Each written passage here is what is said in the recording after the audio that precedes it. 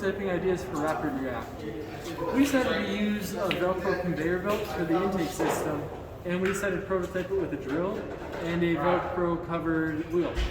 And so what we found is when you move the conveyor belt close to the cargo,